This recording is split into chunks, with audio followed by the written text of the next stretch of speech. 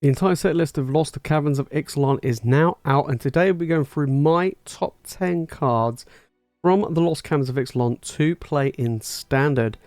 Let's get into it. Alright, starting us off at number 10, we have the Roaming Throne. This is a 4-mana 4/4 with Ward 2, and it basically ends the battlefield, and you get to choose a creature type, right? So you can choose vampires, murlocs, dinosaurs, whatever you want to call it. It will be that type. Then, any abilities of the chosen type of creature you control trigger another time. So if they have an ETB effect, then it triggers a second time. So it's basically like an Elish Norn, but for you and your tribal choice, really. This is pretty decent because it's got pretty strong stats. I mean, a 4-mana 4/4 is good, and the Ward 2 is quite nice. And I think that tribal decks just need that little bit of extra push. I mean, the only tribal deck you really see at the moment is soldiers, sometimes humans, but that's basically it. It'd be nice to see, obviously, fairies that came out in Wilds of Eldraine. Could be pretty good. Obviously, we've got dinosaurs coming in this one. We've got pirates. We've got merfolk. So this actually might find a home in a bunch of different decks to get that, you know, ETB or just triggers happening. Now, it does revolve around a lot of these cards having, you know, triggers. So to cause it trigger again, I'll give you an example. Let's say you name Dinosaur, right? And you cast Natali. Hey, double trigger on Natali. Absolutely incredible. But it doesn't have to be Natali. It can be anything you really want. So I'm hoping that this card brings in some different tribal decks into the standard metagame. But it made it into the list mainly because it is a colorless effect and a decent stat-wise creature that could hopefully push tribal decks that little bit more so we can see them again in standard. Coming number 9, I have Hotley, Poet of Unity. So we have a 3-mana 2/3, which is, you know, okay-ish stats, not insanely good. And then it's a battlefield, you search your library for a basic land card, reveal it, and put it to your hand. So it's basically a Borderland Ranger type effect. Helps smooth out your draw ready for the next few turns. Then you can pay 5 mana, exile it, then transform it under your control only as a sorcery. But when you do, you get this really awesome saga, which is pretty good, to be fair. Roar of the Fifth People. Straight off the bat, you get to make 2/3/3 dinosaurs. That is pretty good. You know, to get that boom straight away is quite nice. You're basically paying 5 mana for 2/3/3s. Yeah, that's pretty decent, right? Then we got 2. Then we got the second mode. Creatures you control have tap, add red, green, or white. So we can start getting some insane, crazy ramp stuff going. Then the third one is search library for a dinosaur, reveal it, and put it to your hand, then shuffle. This is really good. So basically we want to have a good dinosaur tribal. Dinosaurs looks to be in green, red, or Naya colors. So that's pretty handy. And then finally, dinosaurs you control gain double strike and trample to the end of turn. Let's say you don't have any other dinosaurs and you just have the 2/3/3s. You're dealing a ton of damage. I mean, just having 3/3s with double strike and trample is pretty good, right? Now, if you had another dinosaur, let's say it was a 7/7, having a 7/7 double strike and trample dinosaur, you're ending games very, very quick. So I do really, really rate this. I think it's pretty good. I mean, it is limited, obviously, to dinosaur-themed decks, but it helps smooth out your draws with the mana, and you can accelerate the mana and get some tokens. It kind of does it all, really, which is quite nice. This is pretty good. That's why it's in number 9. Number 8, we have the Creature Lands. Now, we finally finished the cycle of the Creature Lands. We got the allied colours this time. We saw the last lot in Wilds of Eldraine, and they were pretty good. Not all of them saw play, but some of them did see a decent amount. I mean, the green-black one has seen a decent amount of play. I would even say the black-white one's done pretty well. The red-white one's done pretty well. Blue-red, not really that much, but green-blue has as well. So this time around, we're getting the allied colours. So we have some better than others, you know, like we did last time, but I do feel like this cycle is actually probably better across the board. I still feel like Restless College, the green-black one's probably the best one, but there are still some really good ones in this set. So, for example, we got this one here, which is the red-black one. I think this one is actually one of the better lands to come out. I mean, 3 mana for a 2/3 with Menace is pretty good. Menace is key, getting in there, deal that little bit of extra damage. But it's mainly when it attacks that you get to discard a card and then draw a card. This is very, very good in a red-black style deck. And to get a nice little bit of card filtering going on, I do really rate it. And then the other good one, I think, or the other best one, I think, is the blue-white one. This one's very good. You get, again, a number 2/3. This one's a flyer for 3 mana, which is pretty decent. Whenever it attacks, you get to create a map token. So a map token is an artifact. You can pay 1, sacrifice it, and target creature you control explores. Now, it can target itself, and the counters will stay on the land, so it can get bigger over time. That's really crucial. But I do rate it just because flying is just so good, and it is cheap at 3 mana. And then my favourite one out of all of it is the Restless Reef. This one is my favourite out of the cycle. It is 4 mana to get a 4/4 shark with Death Touch, which is pretty good. It makes it really awkward to attack into and to block. But when it attacks, target player mills 4 cards. Now, you can mill them for 4 cards, or you can mill yourself for 4 cards. There's a lot of stuff like Descend in this set that really want us to fill our graveyard, and this helps us do that. And I really, really rate it. Right, in at number 7, we have the Bloodletter of Alazo. It is a 4 mana 2/4 flyer. Triple black, so you're pretty much really playing it in a mono black deck, or very heavy black anyway. 2/4 flyer for 4, not too bad, but it has the ability, if an opponent would lose life during your turn, they lose twice that much life instead. This is very good in an aggro deck, right? You're amplifying all of your damage. Let's say you had a 3-drop creature in play. I don't know, let's say you had a Graveyard Trespasser. It's a 3/3, right? Your opponent doesn't have anything to block it. You play this guy, you attack for 3. They're now taking 6. I mean, you might get the triggers as well to lose some more life, which is even more crazy. But they're taking 6 just from the combat damage. If they have something in the yard, or you have something in your yard, and you use the Graveyard Trespasser, you drain them for 1, you actually make them lose 2 life. So now all of a sudden that Graveyard Trespasser is dealing 8 damage if unblocked, if you play this when you swing in, which is just an absolute ton of damage. And this itself, I mean, the 2/4 is a bit of a pain, to be honest, for a lot of decks to deal with, but you can get in there, you can deal some damage. I rate it. Now, 4-drop is an awkward one at the moment because there's so many good 4-drops in black, from Friction Obliterator to Shieldred. There's just loads, right? I feel like this goes in an aggro deck. I would probably prefer to play this in a mono black aggro list over Shieldred because it is that good. So I really rate it. I do kind of feel like it's kind of limited to what decks it can go in because of the triple black cost, but it is very strong in an aggro deck. Right, in at number 6, we have a removal spell. We have Get Lost. Now, I like this. This is a 2 mana instant. Destroy target creature, enchantment, or planeswalker. Its controller creates 2 map tokens. So this is very similar to Fateful Absence. Fateful Absence has seen a ton of play, especially on white decks or white X decks. Very, very strong. And I think this one's better because, 1, it can deal with enchantments, and there are a ton of amazing enchantments in Standard right now that we just want to get rid of. Leyline Binding, I'm talking about you. And giving them 2 map tokens, I mean, okay, it's not quite as good. It's not as bad for me if I was going to cast this compared to a Clue, you know, a straight up pay 2 draw cards. The maps, okay, fair enough. They could make one of their creatures bigger, but the ability to destroy an enchantment as well as the planeswalker or as a creature is very, very relevant indeed. Because, you know, like I say, there's a ton of enchantments that we just want to get rid of. And I like the versatility of this. All right, number 5, we're coming to the top 5 now. We have Inti. Now, I actually think this is a very, very good card in a mono red aggro deck. Now, mono red, it's going to be a menace. It is in every standard. It's one of these decks where if you're not prepared for it, it's just going to run you over, especially in best of 1. This is a 2 mana 2/2. Whenever you attack, you may discard a card. When you do, put a +1/+1 counter on target attacking creature. It gains trample to the end of turn. And then whenever you discard 1 or more cards, you exile the top card of your library, and you may play that card until your next end step.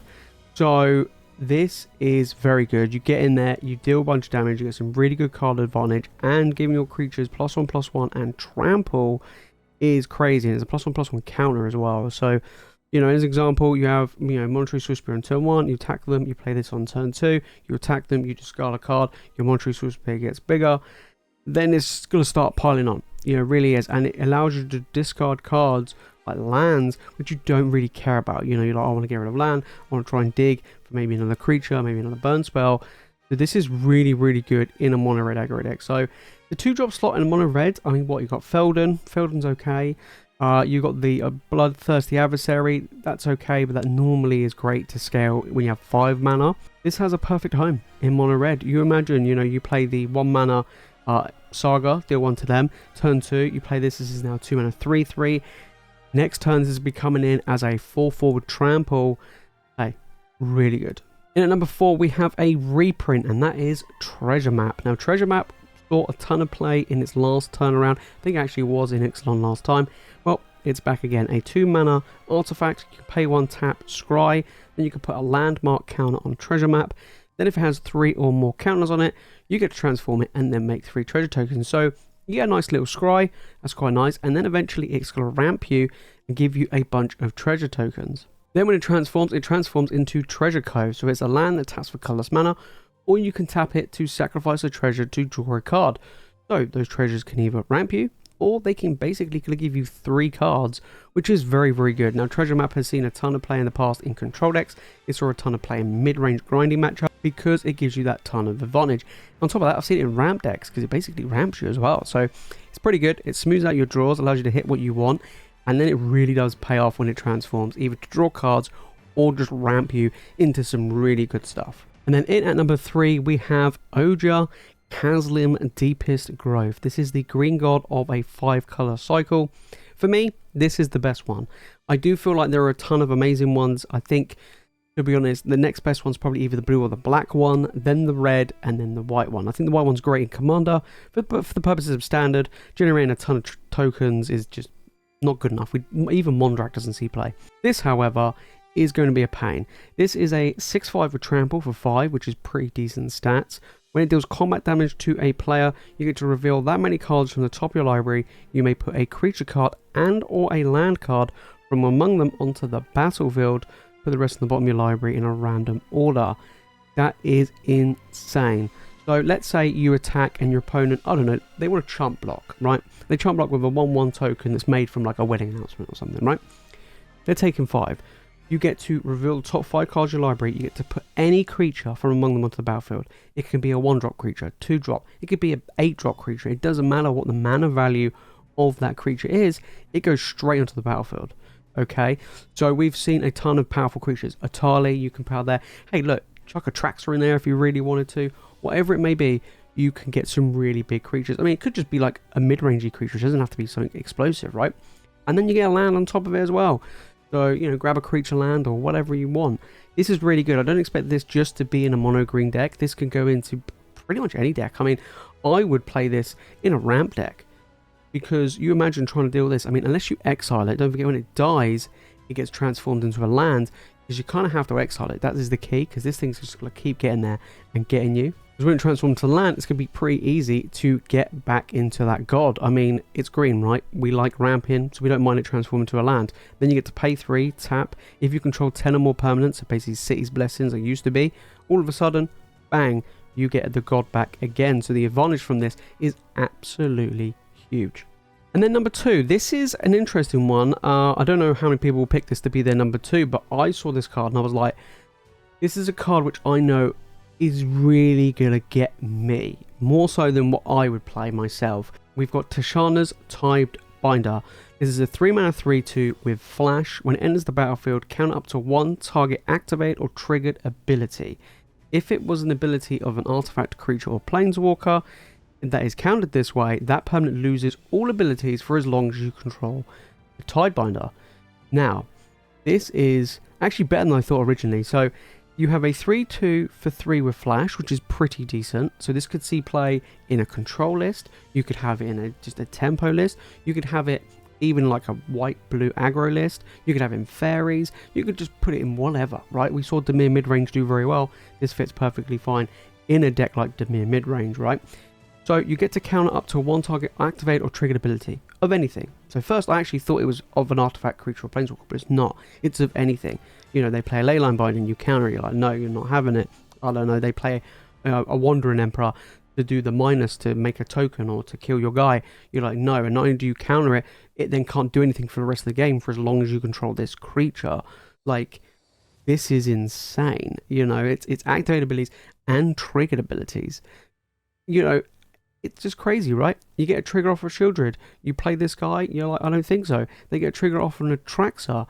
You play this and you go, cool, I just countered your ability, and your Traxxer is now just a 7/7. You know, loses all other abilities. I mean, it's still a 7/7, but it doesn't have flying, lifelink, vengeance, death touch, all the craziness that it comes with. So yeah, this is pretty good. I mean, let's say your opponent had, you know, a really good, you know, win strategy. Let's say Jace, and they want to mill you out. They go to mill you. Not only do you counter it, you have a 3/2 in play, and then Jace doesn't do anything for the rest of the game until they remove this Tidebinder. This is really, really, it's going to be annoying. I can tell you now. I'm going to be like, oh, this is really, really frustrating. But that's what makes it good. Coming number 1, we have a reprint, and it is Cavern of Souls. Now, if you weren't around when Cavern of Souls first came out, this card was super powerful and super annoying, especially because I'm a control player. So when it ends the battlefield, you get to choose a creature type, it taps for colors, and then you can tap it for any one color of any mana to cast creature spells of the chosen type, and they can't be countered.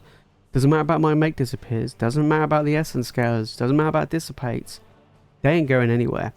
So this is very powerful. You don't have to be a tribal deck to play this. Back in the day, one of the strongest decks in Standard when this came out wasn't a tribal deck. It was actually a ramp list that played Primeval Time. It was called Wolfrun Ramp, and you played this and you just named the creature type that you had in your hand that you just didn't want it to get countered. There was a really strong blue-white tempo list back in those days when this first came out called Delver, and it played cards like Mana Leak that countered all your creatures, and it was so annoying, especially if you've got like kind of big bulky creatures that are 5 mana, 6 mana, and it feels bad then paying 2 and you're like, oh well, I don't get to cast it, right? This is like, no, I get to cast it and it's going to resolve, right? Especially if you've got something that has an ETB trigger. Okay, let's say you name, well, I think it's Friction or Angel, whichever it is for Atraxa. Bang, you play Atraxa. Guess what? It can't be countered. You know, I'm holding up Essence Scour or Dissipates or Make Disappears, and you're like, yep, cool, my Atraxa resolves. I'm going to get all my good stuff. You can name dinosaurs, you get your Atalis. You name it, you can get it on the battlefield, and it's especially good for creatures that have an enter the battlefield trigger. If they have an ETB, this is super duper powerful. Back in the day, people used to play this, name Beast, and slam a Thragtusk, because Thragtusk was an absolute powerhouse for 5 mana. You know, so you could just name whatever creature type you've got in your hand that you really want to resolve, especially if you're playing 4 copies, because you just named 4 different creature types. You only need one of these lands to tap for the mana to make it uncounterable. So very, very strong. This is going to change Standard. I don't think many control decks moving forward would be wanting to jam that many counter magic, especially for creatures. You might see more counter magic towards things like Negate, but I really just don't see, you know, if you're just a pure creature deck that just wants to get in there and punch face dinosaurs or vampires or whatever it is, even soldiers, I mean, the possibilities are endless with Cavern of Souls. It is that crazy good. So yeah, for me, this is easier number 1. When they announced that it's getting reprinted in this set, I was like, well, when they announced this for Standard, I was like, well, that's going to change Standard for good. So this is my number 1 pick out of the Lost Caverns of Ixalan. So what do you think, guys? What do you think, guys? I want to know what your picks are for the Lost Caverns of Ixalan. What other cards are you looking forward to play in Standard? Like I said, it's an incredibly powerful set. It was quite tricky making this list, mainly because there are a ton of different cards which I'm in an R in putting on the list. Some that didn't quite make the cut. For me, it was things like the Blue God, the Black God. Both of those two were very, very powerful cards. I mean, even the Planeswalker is also very good. So there's a ton of amazing cards in this set which didn't quite make the list. But like I say, let me know down in the comments what are your thoughts on this list, and what would you add in, or how would you change things up, and what card are you excited for? For me, I'm just excited to play dinosaurs. I think it's going to be super sweet. I actually think it's going to be pretty strong. I just want Standard to shake up. It needs a shake up, and hopefully this set's going to definitely deliver that. If you made this far into the video, guys, and you've enjoyed it, make sure to smash that like button, make sure you subscribe for more Magic content. And if you want to know what else is in this set, then make sure to click on this video right here. And if you want to watch more Magic content, guys, of course, you know what to do. Make sure to hit that subscribe button. We're going to have a ton of Lost Caverns of Ixalan decks coming when the set drops. So stay tuned. Alright guys, that's it from me in this video. Thank you all so much for watching. I'll see you in the next one.